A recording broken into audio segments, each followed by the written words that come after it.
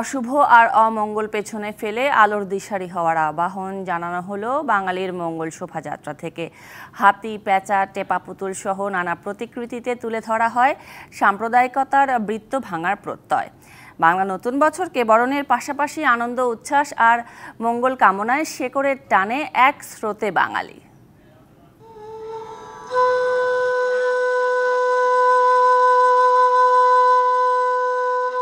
সাম্প্রদায়িক অপশক্তি বিনাশের কামনায় রমনা বটমূলে ভোরের এই রাগ ভৈরবী যে অসাম্প্রদায়িক আবহ তৈরি করে, তার ঢেউ এসে মিশে যায় বাঙালির বর্ষবরণের অন্যতম অনুষঙ্গ মঙ্গল শোভাযাত্রায়।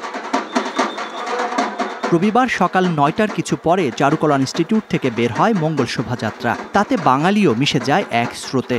এই প্রথম দিনে আমরা আসলে সবার জন্য মঙ্গল কামনা করছি। মুছে যাক গ্লানি, ঘুচে যাক জরা, আজকে নতুনের সূত্রপাত, নতুনের জন্ম। বাঙালির প্রাণের উৎসব পয়লা বৈশাখ। শোভাযাত্রায় সামনে সমৃদ্ধির প্রতীক হাতি, ছিল টেপা পুতুল, পেঁচা সহ বাঙালির নানা ঐতিহ্য আর অনুষঙ্গ। এই সব কিছুর মধ্য দিয়ে বার্তা দেয়া হয় অন্ধকার ভেদ করে আলোর পথের যাত্রী হওয়ার।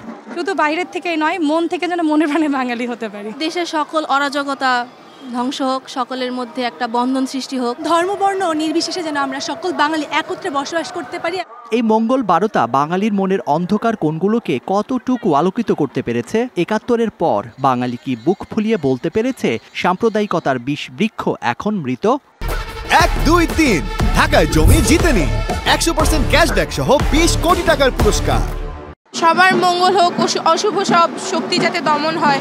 আমাদের সবাইকে একত্রিত হতে হবে, একত্রিত হয়ে এই আলোকে অন্ধকারকে আলোর পথে নিতে হবে। আমরা যেন সমস্ত অপশক্তিকে বিনাশ করে আমরা শুভ, সুন্দর এবং নতুন একটি দিনের প্রতীক্ষায় আজকে আমরা এখানে সবাই এসেছি।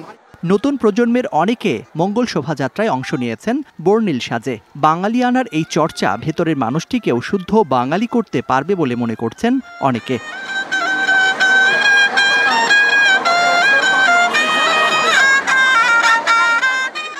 প্রচণ্ড কালবৈশাখী ঝড়ে বিধ্বস্ত হওয়ার পরও এই জাতি জানে কিভাবে পর মুহূর্তেই ঘুরে দাঁড়াতে হয়।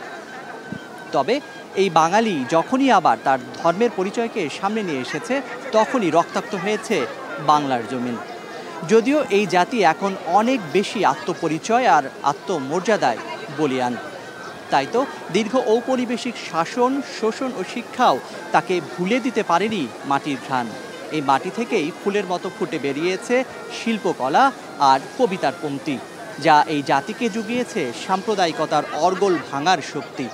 সেই শক্তিকে আরও শানিত করার স্লোগানই উঠল মঙ্গল শোভাযাত্রা থেকে। জাকারি আহমেদ, ডিবিসি নিউজ, ঢাকা।